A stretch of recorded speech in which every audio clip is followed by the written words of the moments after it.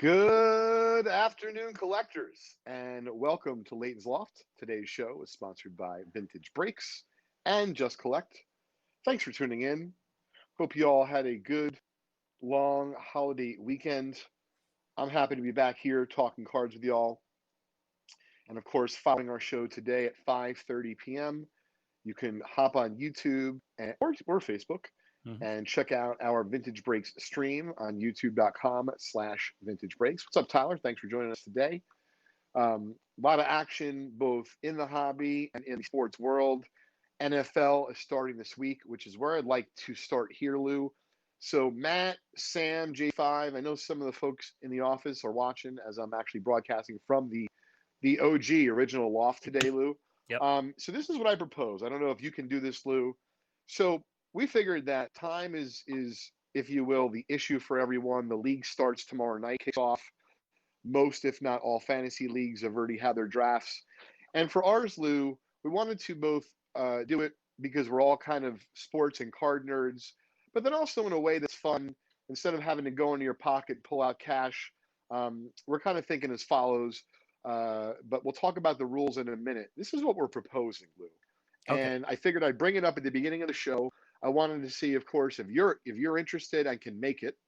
And I wanted to see if we know that our team, meaning folks on Vintage Breaks and Just Collect team, can make it, but we want to have some Break-A-Maniacs from the community, and we wanted to see who can make it tomorrow. So this is what we're thinking, Lou. We're going to go live as we always do. What's up, Rocco? We're always going to go live tomorrow as usual at 4 o'clock, i.e. Thursday, hmm and the meeting for Vintage Breaks North after Chris's show. What's up, Mike? And Chris will go live from 1 to 4. So, I guess we could always ask him if he wanted to cut it off earlier, but I was just thinking 4 o'clock. So what if we went live at 4 o'clock tomorrow? And because we're going to have a really fun kickoff special, so make sure you tune in. There's going to be a really fun kickoff bonus promo special on Vintage Breaks as part of our community. But I was thinking, what better way to kick it off, Lou? We couldn't figure out a time and a place and all this good stuff. What if we said tomorrow, because we start breaking at 4 o'clock, that we're going to have folks who are interested, if they want to tune in and watch us draft, great. But effectively, our draft starts at 4 o'clock, and there's a hard stop at 5:30. So whatever amount of people are in the league, Yeah. we know that going in. And by the way, let's just say, what's up, Jim? Let's just say you're going to have 15, 20 seconds on the timer. That's it. So that way we can try to get as many picks in Sure. as possible. And then we just have the agreement amongst all of us who are participating that wherever the league cuts off, we will auto draft the rest, per whatever. You can put, to be fair, right? You can use a queue. You can rank things if you want to get, that queue. Yep. But what we're thinking, Lou, is if we get enough people, so we know folks on our team are interested. I didn't ask you yet. I wanted to ask people in the community. I was going to drop it in the email blast today coming out from Vintage Breaks at about 5:30 to ask the community what they thought. But if we have some interest, please drop your note and say hi in the comments so I can tell you where we are slots-wise if it's going to happen. The reason why I thought it was cool, Lou, is we already have a bunch of people who are going to tune in and watch us live tomorrow, Sure. starting at 4 o'clock. And so here are the ground rules. If we pull it off, it'll be approximately a 12 to a 16-team league. The only reason why it would be 16 is if we had a bunch of people. If we can, pare it down to 12, then I think that would be a little bit better. Right. Robert would really be the commissioner, if you will. He's in our office. He's been involved with fantasy football, as we all have. hmm But it would likely be on CBS or ESPN. I clarify with Robert what it would be.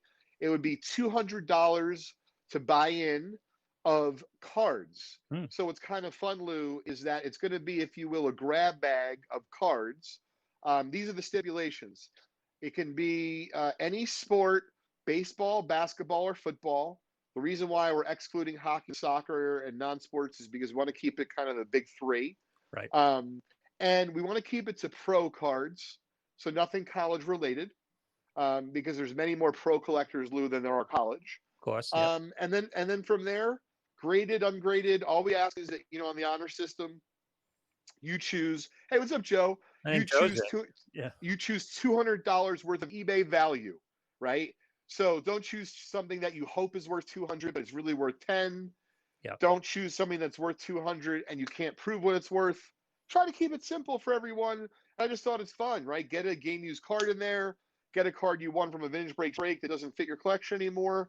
All I ask is if you want to partake, you could drop me a line, leighton@justcollect.com, or email sam at vintagebreaks.com. Either one. And we're going to let people know, Lou, via email as well about the idea. But we'd love to see how many people from Leighton's Loft today are interested. So, Lou, I start with you. Is that something that it seems feasible, reasonable? What do you think? Seems feasible. Unfortunately, I'm going to be on the road at 4:30 tomorrow. So, Well, I understand. Yeah. yeah. But no, it seems very feasible. And I like the idea of just cutting off the draft at a certain time. Just get those key players the first 4 or 5 rounds out and get them done, and then auto draft the rest. And, everyone pick up and go from there. It's not bad. I like So, Lou, since you'll be on the road, just throwing it out there, you are on Sirius. You have a great deal of knowledge. If you're looking for a partner, I'm available and I'm willing to sponsor our team with the cards because I know you're not a big card collector. It could be a match made in heaven if you're willing to put in some of the work. Oh, sure. I'll put in some of the work. So you would draft for me. I would. To be I'd fair, you draft could for you could call from the road. You could be like the Mel Kiper from the road. You're phoning in or texting me late. I can't believe this guy dropped. Whatever the case is. But all kidding aside, if you're not able to make it live, I'd be happy to draft. We can talk offline about a few, whatever the cases in terms of top players. But you like the notion of, hey, everyone has a hard stop. We all collaborate Yeah. together to get as much of it live drafting done as possible. So that way we don't take more than an hour and a half of the Vintage Breaks live stream. Originally, I was going to say an hour, but I thought an hour wasn't going to be enough time to really make a dent. I feel like with an hour and a half, we could, if we worked fast, we could actually get it done. Yeah. But even if we come really close. Yeah. Well, my 16 team league goes in about an hour and a half. We have 3 or 4 keepers, but we go in about an hour and a half. You can get a lot done. I was actually thinking an hour initially, just do an hour. Well, I wanted to give us a chance to get it done. Yep. Because listen, let's be honest, right? $200 is $200 of cards, so I don't take that lightly.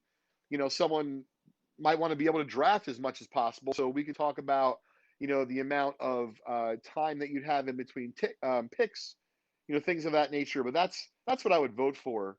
Yeah, do an hour and a half. Put a clock on it. Allow people to queue up stuff for the auto picks afterwards. Yeah, I think it'd be great. It'd work out great. What's going That on, way Mario? people Thanks don't for have joining the show. people don't have to commit a long time. They can just come in and do what they need to do. Absolutely. So, I'll drop a line to Chris Coe if he doesn't show up to see if he can make it. I think that'd be kind of fun. Hey, what's going on, Joe? Thanks for tuning in.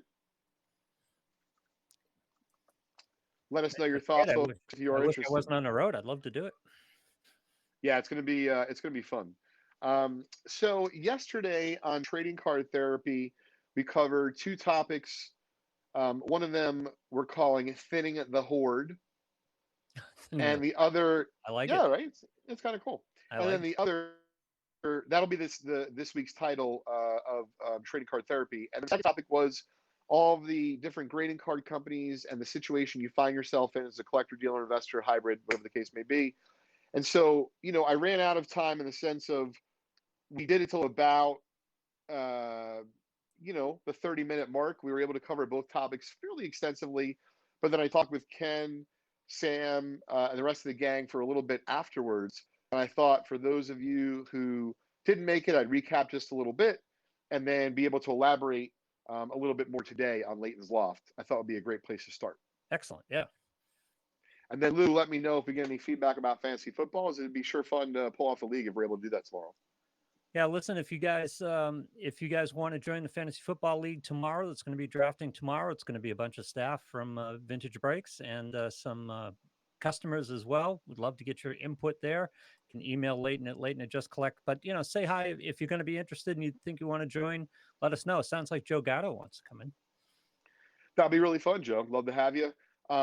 So on behalf of one of our sponsors, Vintage Breaks, we are giving away a prize today, as we've been doing the last several weeks in our new style.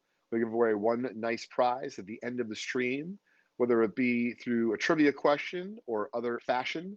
You can tune in at the end of Leighton's Loft and or the beginning of the Vintage Breaks live show today. And the prize we're going to give away today is a spot in our 1998 Bowman Chrome football box break available on vintagebreaks.com. Possible Peyton Manning rookie refractor. Ooh. There's even the numbered gold version, which is next to impossible to pull. But nonetheless, there's some big possible cards of Peyton Manning, and then, of course, Randy Moss, Charles Woodson, rookies and perils and such as well. It's a really fun box to get into. What's up, Kev? Randy Moss was a freak. He was unbelievable. So we're going to re-engage the topic from yesterday's show. Trading card therapy was our 4th episode ever, and it was called Thinning the Hoard. And so, Lou, what we were referring to was a shout out to Nefa D4. I saw a thread, i.e. a post about this within the last week in regards to someone who had a bunch of T206s and just thinning out, their particular, if you will, hoard of cards. Right. How to do that and why and such. And though there is a lot of moving parts, so I'm not going to re-engage and discuss again the same things we just did yesterday.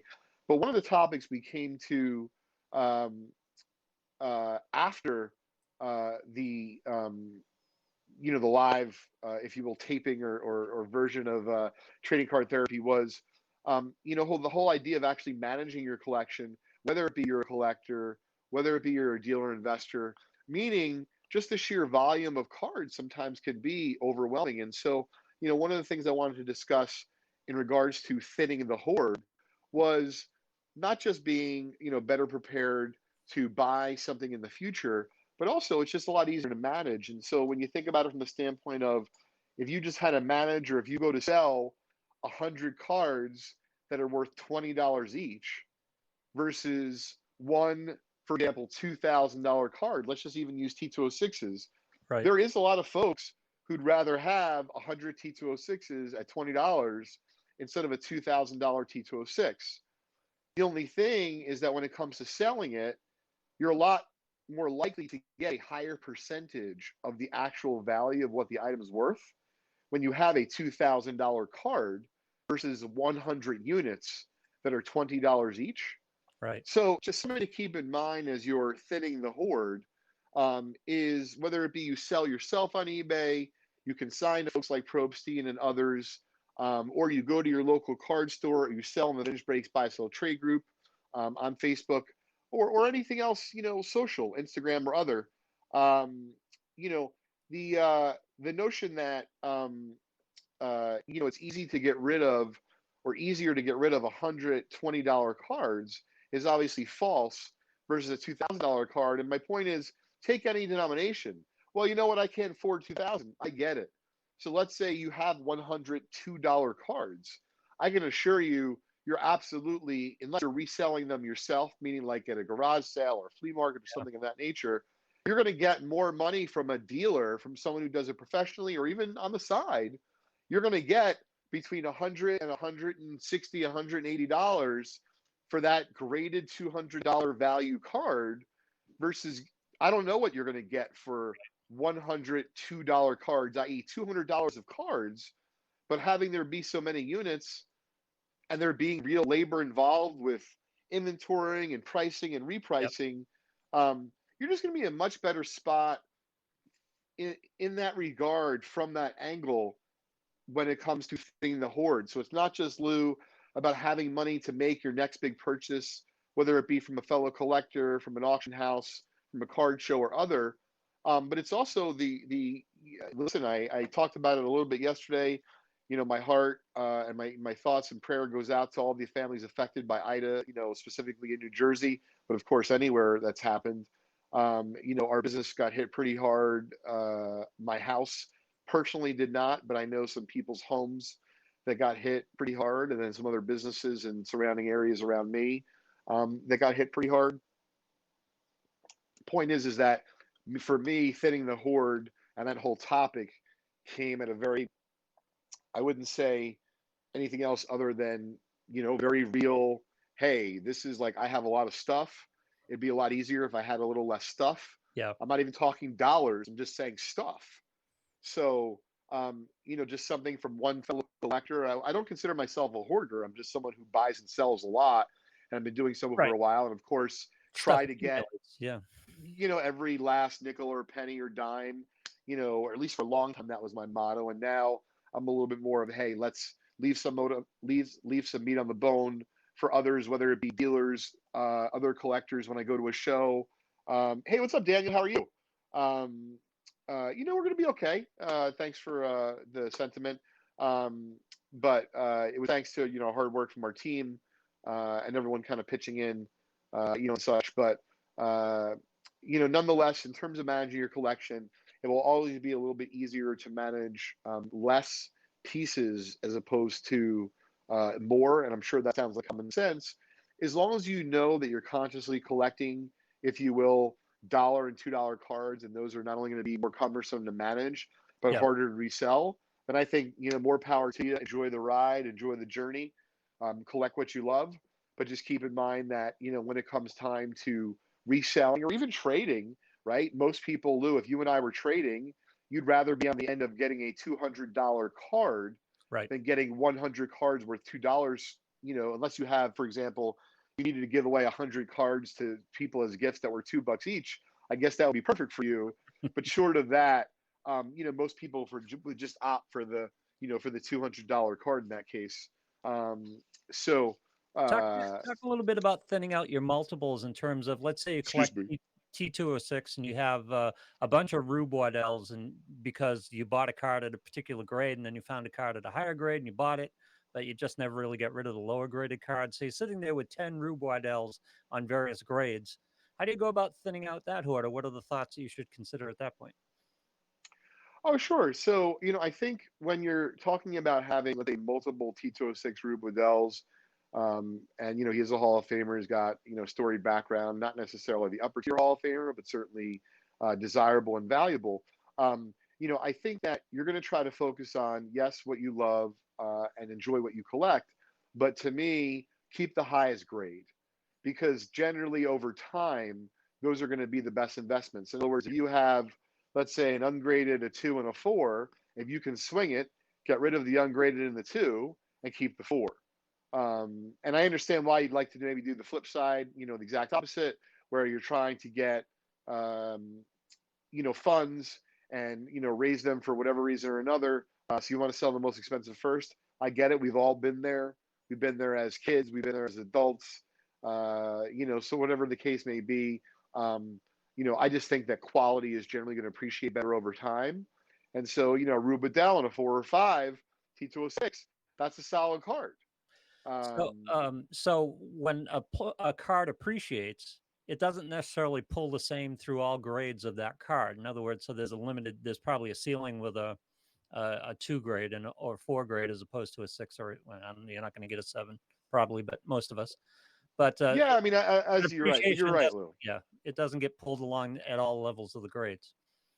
No, as you go, as you move up that chain, oftentimes, especially in the super high grades, the prices can be, for many people, myself included, be difficult to grasp and difficult to understand, because they're so hard. They're so high in price, and they go for so much. But the reality of it is, Lou, you're crossing that scarcity with, desirability. And so when there's a low pop, high scarcity and high desirability, and you have some of those, let's just call them super crazy high prices, they don't fall in line with what a 2 Rubidel or a 4 Rubidel would be worth. It gets skewed much higher, towards that higher end of the scale of the grade. Yeah. And we're talking about creating opportunity. It's opportunity cost. All these cards that you're hoarding, to use the word, are there's an opportunity cost there because you don't have the capital to pursue a better deal or pursue something that you're more interested in. So you should be reevaluating all the time and freeing up some capital to do your collecting. Very, very much so. And I mean, listen, we've all been in this spot where you're bidding in an auction or you're at a card show and you're like, wow, I wish I had an extra. I'm making it up, 3 grand. And 3 grand is made up, meaning like everyone has their own budget. So I don't, you know, if you only have $30, if you only have $300, if you only have $3, this is all like, I'm just saying we've been there as a kid and as an adult where you're like, wow, I just wish I had an extra, whatever that number is. And it's within reason, meaning like you've had that money disposable or expendable before, But for whatever reason or another, right? Your car needed an extra payment. Your significant other wanted to go on an extra vacation. You went out a lot extra that month. There was an extra bill you didn't pay from last month. Whatever it is, we've all been there. I'm just saying that feeling of knowing that not only are you missing out, but this is important to remember. You as the experienced collector know that you're not only missing out, Lou, but it's actually a deal, and you believe that Yeah. it's going to appreciate. And I would say, listen, I'm not trying to, toot my own horn, but I do a lot of research. So when I buy cards of substantial nature, I have a very good track record. Um, I don't take it lightly, but point being is that I know for me, my budgets may be a little bit different than my neighbor or the guy at the convenience store. But Yep. nonetheless, if we're all prepared when it rains, well then literally if it rains, we won't get wet if we have the umbrella, right? And Yep. if it rains cards, in this case, because we're all card nerds, and I pray for the day it actually rains baseball cards, believe me. But you're going to be prepared and feel more comfortable in your decision.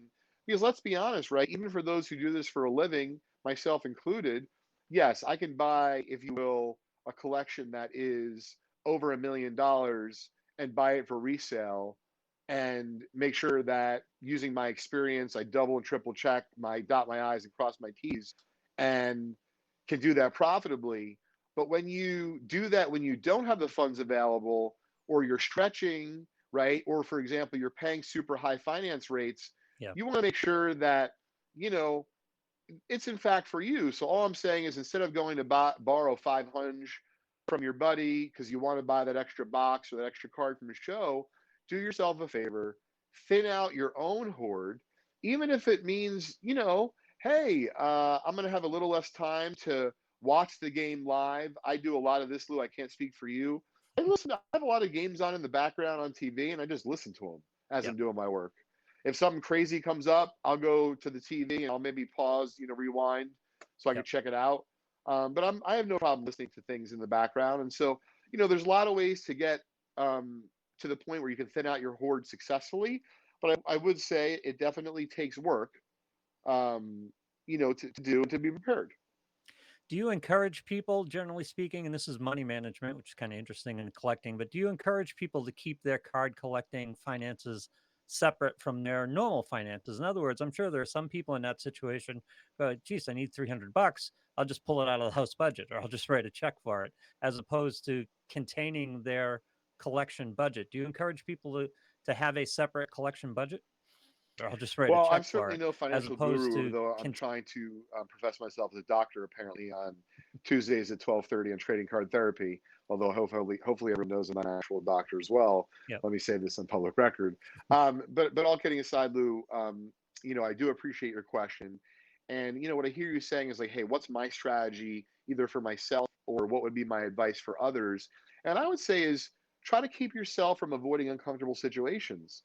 So, for example, if you're in your 20s and you're not married and even if you have a girlfriend or a boyfriend, like they don't care and you're not so, Yep. intertwined with money and responsibility that it doesn't matter, well, then I would say it doesn't really matter. Like to me, when you're young and you can go for risk, go for it. But Yep. as you get a little bit older and you have to be a little bit more safe for whatever reason or another, I would tell you something that's very effective is, or at least for me, as I'm trying to, do stuff with Crosby, my 6-year-old, who I often talk about on here. We just went down to Ocean City this past weekend, and listen, we have one child, so we know we spoil him, and if he's listening years later, yes, Crosby, we love you. We know we were spoiling you, but we didn't have a choice. We only have, one. And so, but we did have a budget for him for, if you will, he would get a daily budget. And I don't mean for food. I don't mean for necessities, right? I mean for shit he doesn't need, right? He's got a lot of toys. And I'm not talking, by the way, even candy, because that's different. He's got HI, and I'm not even talking about managing Yep. HI. I'm simply saying things like, for example, oh, I don't know, one of those, things he loves to press the thing. I forgot the name of it, the fidgets. Yeah. Yep. Spin them, fidget, whatever. He likes those. He got a cool couple toys. He certainly has enough plush animals to have a small army or zoo in our home. Yep. So like when it comes, and we're not talking, by the way, arcade, So I'm just talking about like material possessions. Okay. So for me and Julie, my lovely wife, we just set a daily budget. He has an allowance weekly, but putting that aside, he had a budget for the trip, and it was effective. And the reason why I bring it up, because I think it'd be very effective for someone going to a convention or like a 3-day event, meaning like I'm going to go to some card shops, I'm going to go to a card show. So Crosby had a Friday, Saturday, or in this case, Saturday, Sunday, Monday budget.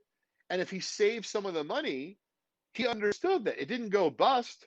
He would be able to use that money extra the next day, even though it was very hard for him. Like Yeah, he thought about it in the beginning of the day, and much like us, as a little bit older than Crosby, who's 6, would say, "Sure, of course, if I save 10 of my $20, I'll have it to use tomorrow." But man, when temptation's in front of you and you want that fidget or you want whatever that item is for you, we all understand and have been there, no matter if we're 6 or 16 or 60. And so, we're trying to teach him that, try to at least do yourself like a gut check. Do you really want it based on your budget? And so I guess what I'm saying, Lou, is I do think you should have a budget. I'm not saying how you should do it. Everyone's different, because you could be married, you might have a significant other, you might not be married, you might not have a significant other, but you have special circumstances where you're helping out mom and dad or grandma, grandpa, sure. or a brother or sister. So I get it. All I'm saying is, do try to keep track. So if you start off with something small as $10 or $100, I hear about this often talked about in the content space of cards these days, is flipping your way and coloring up, almost like it's a casino. Yep. Listen, I get it. I have the utmost respect for kids and adults who are hustling. It does not happen easily or quickly. If it's the only thing you do and you devote your time to it, you absolutely can make money from home, selling in Facebook groups and selling on eBay. And honestly, you can have a good time doing it. So if you enjoy it, you can get like a little momentum going. You can get a weekly, if you would, revenue stream in, Lou. I just want to caution everyone, it takes time. And before you know it, you had only $200 cards around, and now you have $20 cards and $2 cards around because you bought some deals because they were a good deal. And I'm just speaking now from really firsthand experience. It all became very evident to me. Not that it wasn't evident before Ida, but I'm like, I just have a lot of stuff. And I was already bulk selling in the last 6 months Right. a bunch of like substantial 5-figure ungraded vintage deals from just accumulated inventory. And I just realized, and once again, this is not to blame, our world as it is today. We all have the same challenges. And so I've just recognized myself that I need to, if you will, organize a bit better so that when I want to take action, action will be a little bit easier for me to take. Well, when you create a budget, even if you don't stick to it, even if it's not hard and fast, it at least makes you more aware of what your collection is, where the value is, where it isn't. And I'm guessing what this recent experience did for you was make you question some of the benefit of these things to you, and whether it's worth holding on to. Right? Yep. Just And being yeah, aware. listen, yeah. Yeah. Yeah, exactly. And you have to manage it. It's not just worth that. It's worth it. Plus you have to manage it and worry about it and sell it and liquidate it if you in fact do that. So, it's like when people tell me all the time, well, this stuff, together it's worth like 200, 300. Yeah. I'm like, sure, but it looks like there's a lot of cards there. They're like, yeah, but if you do the work, I'm like, no, you don't understand. I have an infinite, Yeah. amount of that, type of material. And so that's why I caution you to thin your own hoard the best of your ability. And like I said, you want to hit me up direct anytime, Leighton@justcollect.com. We're always buying. And if we can't buy it because we don't think we can quote unquote resell it, we might use it down the stream, as a bonus or set of bonuses or group of bonuses for vintage breaks. Maybe I can give you a break credit for it, but happy to help you thin your own horn if you'd like. Now think about it. You do a nice spring cleaning on your collection and you put together some capital, and you can go out to an auction, you can go out to a convention, and you can go shop for something that would excite you. It helps you rejuvenate your interest in the hobby a little bit. Hey, listen, I get it. I'm a realist in terms of people are putting their money in all other places. You wanted to buy a $120 sweatshirt, you couldn't rationalize buying because, or a $150 haircut Yeah. that, you couldn't rationalize, or conceptualize doing. Or to be fair, right? Like I don't know that I'm going to bet. I'm in a bunch of pools. Like I'm in fantasy, I'm in Survivor, and I haven't seen much chatter about the fantasy football. So we'll see when we get offline stuff. I'll reach out to some folks. I think Chris said he was interested. We'll see if we can make it tomorrow. But even if it's something simple, and by the way, I'm not encouraging gambling. I'm just merely saying that, like, hey, if you want to spend a couple $100 on NFL futures, well, guess what? That window's closing before tomorrow night, meaning when the NFL kicks off. Yep. And so it's just nice to not have to take it out of your paycheck. And I just look at it as a more fun savings account. And obviously I do this professionally, so it's a little bit different for me, but even so, it's similar in the sense of it's just a more fun savings account. How do you want to use those dollars? And as you said just a few minutes ago, Lou, hey, if you need to pay a bill for $300, there's nothing wrong with either taking the money out of your account because you need $300, or like, I want to keep the money in my account, but I was actually able to make some money this month. And I know sometimes it can be difficult for me, Lou, but I'm speaking from experience. So I've been giving Rick Probstein some stuff on consignment because he's local to New Jersey, and my buddy Joe sees him regularly. And what I would say is I do quite a bit of work on the front end, meaning I not only log the stuff myself, I have an idea of what it's going to sell for, so I can decide if I want to give it to him. But I would say kudos to Rick and his team. Not only does he get fair money, but he pays pretty quick. But listen, he doesn't just sell everything, and we can talk about that in a different episode. But my point is that when I look at the total in the end, I very much don't look at, hey, wow, I got effed on this card, or this card sold for a lot more.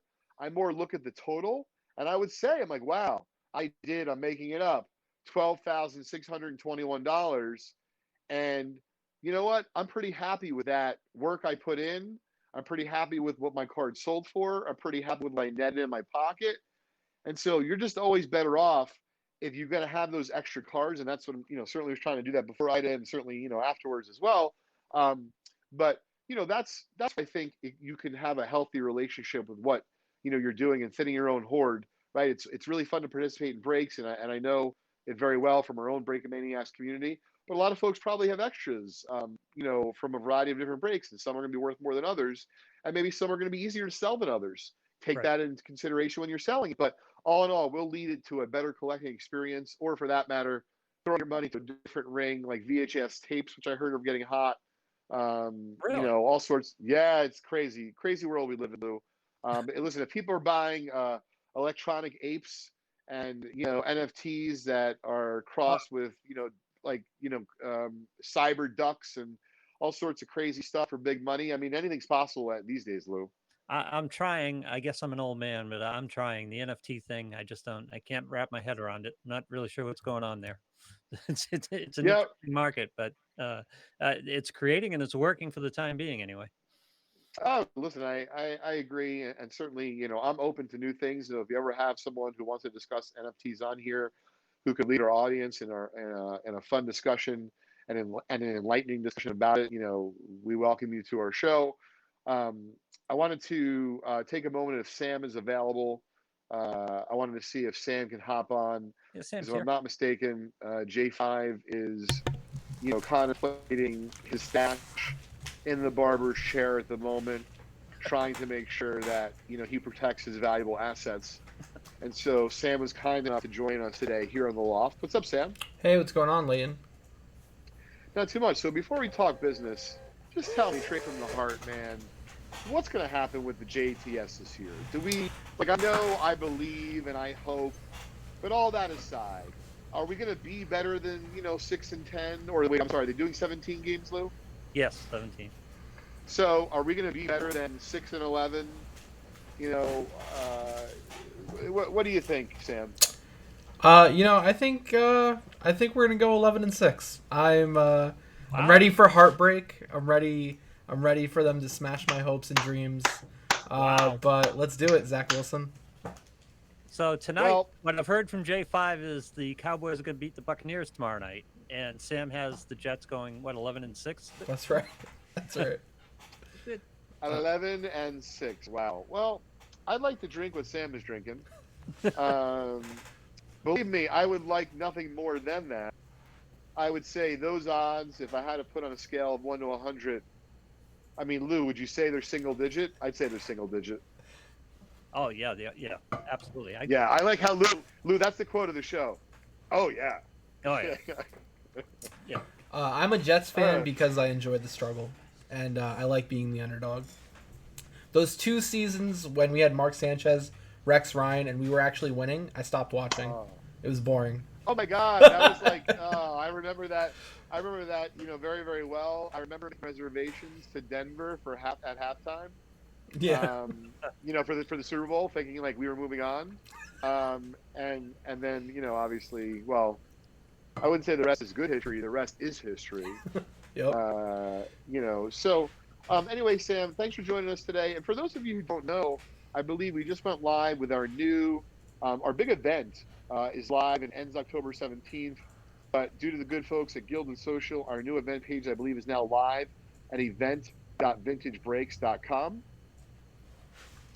So check it out. We're giving away thousands of dollars in really great vintage cards, like a 1953 Topps Mickey Mantle PSA 2.5, a 1965 Topps baseball set with a Mickey Mantle graded PSA 6, thousands in break credit, and much more. So check it all out at event.vintagebreaks.com. So our other company, Just Collect, who sponsors our weekly show here along with OTO Sports, shout out to my friend Jason. We are actively buying. We do, buy $2 cards and $200 cards. Although we buy those kinds of things, we generally buy them in groups. However, from what I understand, Sam, I know J5, like I said, is pruning his stash. We had this gentleman who bought a card from before, and he was sitting on his other 1930s era vintage card, and wasn't ready to sell at that moment. And then he reached out to us recently, I guess asked us to confirm our quote, because I think we had already made him an offer. And so, Lou, oftentimes if we make someone an offer, we'll tell them, hey, it's good for 7 days, or it's good for 14 or 30 days. Right. But after that, you'll have to confirm it with us.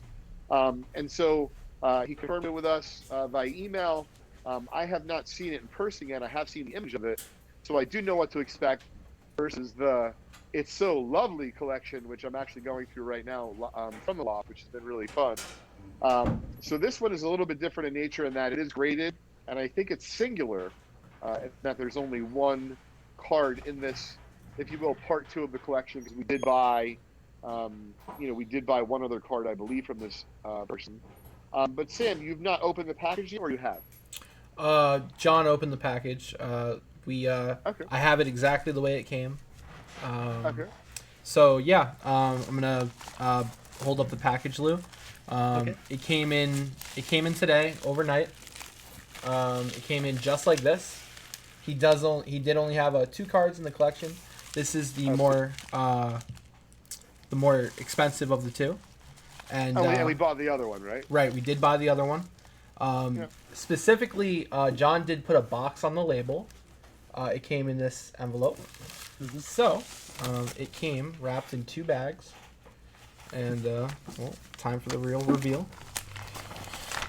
Look at Leighton with his fingers together doing this. I'm excited. Maniac, yeah.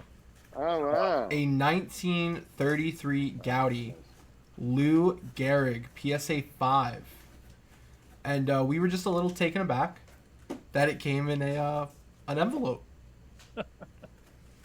Oh my God! Meaning there was no outside box? Nope, just the 2 bags I showed you on camera.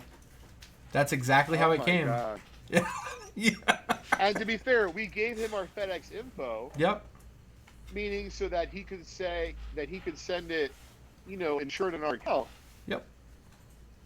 He might have missed the shipping instructions we have on the Just Collect website. Because we probably would have avoided. We would have said to probably avoid like a fax of that nature.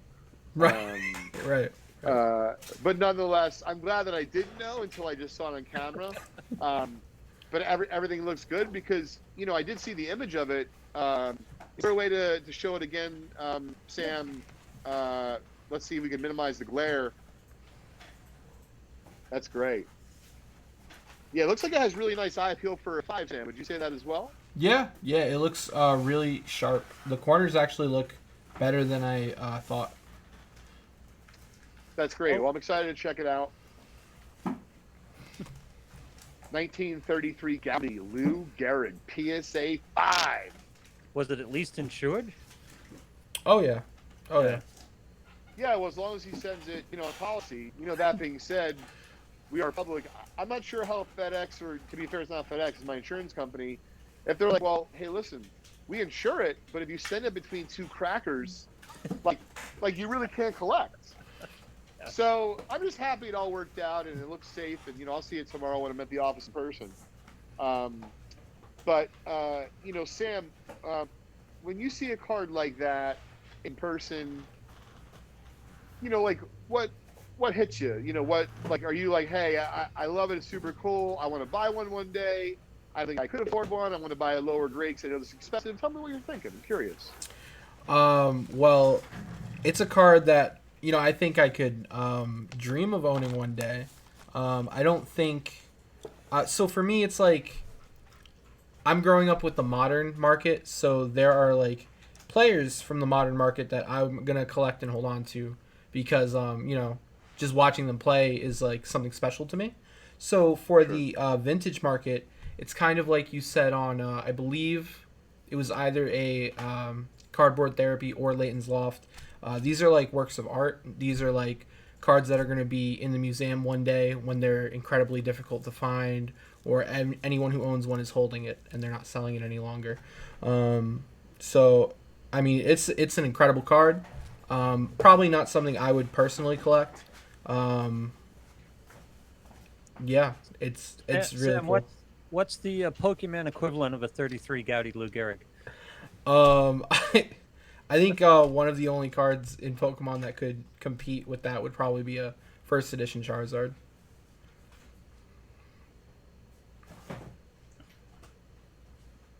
All right, excellent. That's cool. Well, I know that we recently started opening up some vintage Pokemon on Vintage Breaks. What do you think is some of the best looking art on the vintage side of Pokemon cards? I am actually a fan of the product, the sister product of what we started offering here. I really like the Topps Pokemon product. I specifically like the Topps Chrome Pokemon product. Um, I like the full artwork. There's no border or any text for the game. It's just all art.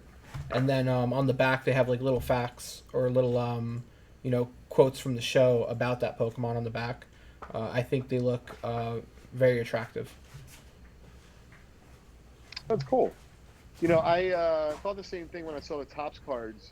Like, to me, especially with everything going on with Fanatics, if Topps is going to stay in the soccer, non-sport card arena for some time, and let's be honest, you know, Fanatics could very well buy them, so it's not as if that's off the table. Um, but you know, Sam, I wish I would have bought Topps from Pokemon when we started talking about it 2 years ago. Yeah. But I do see your point.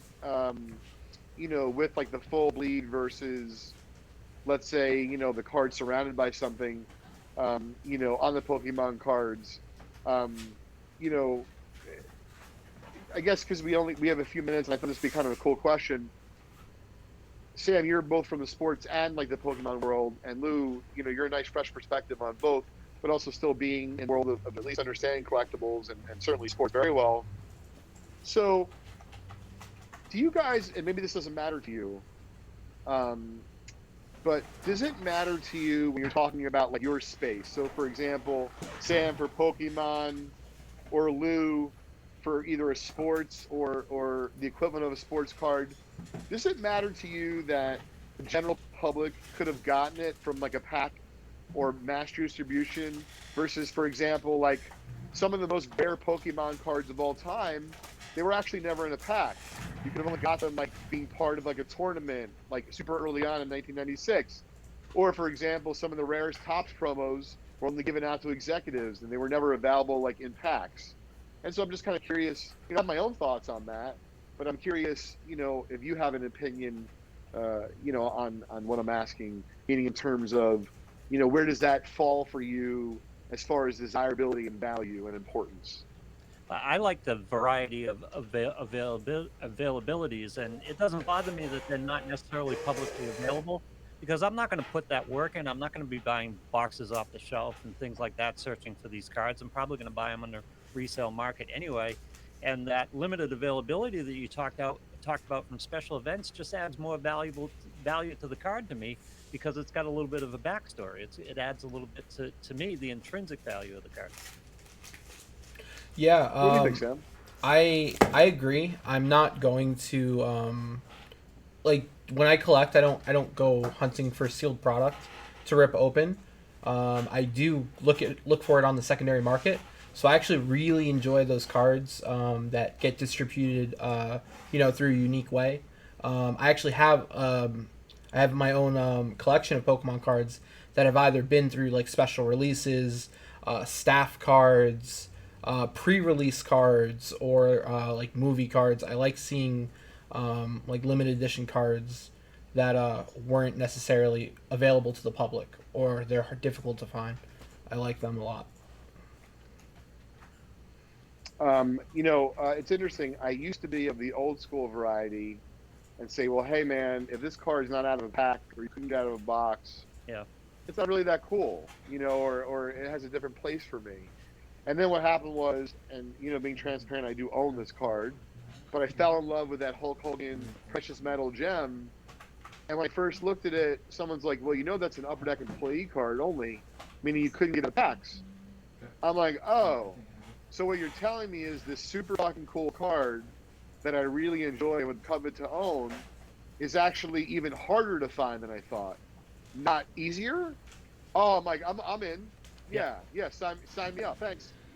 And so once again, it doesn't mean that's right, but what I'm saying is just appreciate the other side of the spectrum, and sometimes it could lead you to a nice place, because I've been offered a handsome offer for that card. And who knows, one day it might be so handsome I have to sell it. But I bought it because of that, because it was really cool. And I'm like, oh, you know what? It actually isn't the easiest to find. So this whole notion of like, well, it wasn't found in packs, so it can't be as rookie. Yeah. Or it wasn't found in boxes, and so it can't be that great. Hogwash. It is what it is to the collector. And if chances are, if you like it and you're willing to put your money between, where your mouth is, someone else is likely to think that's, at some point too. To be fair, if not, you still won because you enjoyed it. Right. So that's how I feel about that Hogan card. I really was looking to buy a top flight Hogan card, non-82 and non-85 tops. And that wasn't easy to do. And once I found it, I'm like, oh, so now I can't buy it because it wasn't issued in the pack? That really doesn't make much sense to me. You buy a card for a variety of reasons. And one of the main reasons I buy cards for myself personally, other than if I think I'm going to try to make money on it, is because I enjoy it. Didn't that add value to the card for you, though? Just the card. I went all New England for you for a second there. The card. Didn't that add value to the card for you, though? Because the backstory to it makes it interesting, and I think it would make it interesting in resale value as well. Yeah, but listen, I agree with you, Lou. So to be clear, I do think it matters in terms of resale value. I wouldn't say that I have like a particular affinity towards Upper Deck or being an Upper Deck employee, but I can see how, for example, like I'm more of a Topps guy. If there was like a Topps employee card that happened to have a player I really wanted, oh, I would love to own that. It just happened to be that this Hogan card was an Upper Deck Precious Metal Gem, and I also think the Precious Metal Gem line is pretty cool. But I think that's my point. Is like my thinking is graduated. I'm no longer closed-minded in saying if it's not a rookie, if it wasn't issued out of a pack or a box, well then it's not for me. No, that's not true. I'm just doing my research. I would say I prefer it to be something that's not only rare and desirable. I like the idea that the masses could have got it out of a pack. Yep. I think that's really cool because that's the baseball card nerd in me, understanding about how like it all worked. I always think back to 1991 Donruss. Like I didn't believe elite cards came out of Donruss packs, even though people told me that they did, because I opened a lot of boxes, but you had to open a lot to even have a chance at one because they made that much of it. And there's just some like allure to having a card like that came out of a product. But I also get how if it was issued only in an All-Star game and there's 100 of them, hey, if I have a Mo Rivera card, I have a Mariano Rivera signed, I don't know what you call it, City Field All-Star Game jersey in the style of City Field, because when they had the All-Star Game there last, I'm not a Met fan, it just looks really cool. Yeah. I wonder why don't card companies do, and I'm thinking especially in the Super Bowl, but I would think it would work for most sports. Why don't companies do more special sets? For example, you could do a 50 card set on the Super Bowl, especially when a team like Tampa wins and the community's all up in arms. They'll go out and buy these sets, and you put a couple of game worn items in there as well, or whatever it is that you could help spice up the set, and just do a limited edition of that. I mean, I think people would go for that in a big way. Yeah, sure, they actually do, Lou. A company called Fanatics, they put out sets like that. Panini definitely puts out sets like that. Topps on occasion has done sets like that. And obviously that whole landscape could be changing. The issue is licensing and timing. But it is done. And I would say, listen, depending on which team, right? Some players and teams are going to sell more than others, just like with the Wheaties box, right? Whoever appears in the Wheaties box, they don't always sell the same amount. But nonetheless, it was always an honor to be, on the Wheaties box. Listen, when Sam's Jets win the Super Bowl this year, when your Jets win the Super Bowl, you guys would go nuts for a set like that. Hey, listen, if we heard it here first, we'll get Gary V on. Jets go 11-6. If they're ticking in the playoffs, let's do it. Oh yeah. BTS, baby. Oh yeah. Oh yeah. All right, so if they go 11-6, Sam, they got to finish ahead of the Patriots. You would think at that point. If the Jets go 11-6 and make the playoffs, Sam and I are going to the playoff game no matter where it's at. How do you like that? Absolutely, absolutely. There you go. It says on air. Yep. We're in. Honey, I love you, but if it's on something important, I need the promise. Yeah, absolutely. So we got to go. Thanks everybody. It was a fantastic episode of Leighton's Loft. Really appreciate hopping on, Sam. Hope you all enjoyed the content today. Stay tuned for your free chance at winning a 1998 Bowman Chrome football box spot on our Vintage Breaks stream. And the Vintage Breaks team will be streaming live from the north until 9:30. And then you can tune into Charles G and Vintage Breaks West after that. Night all.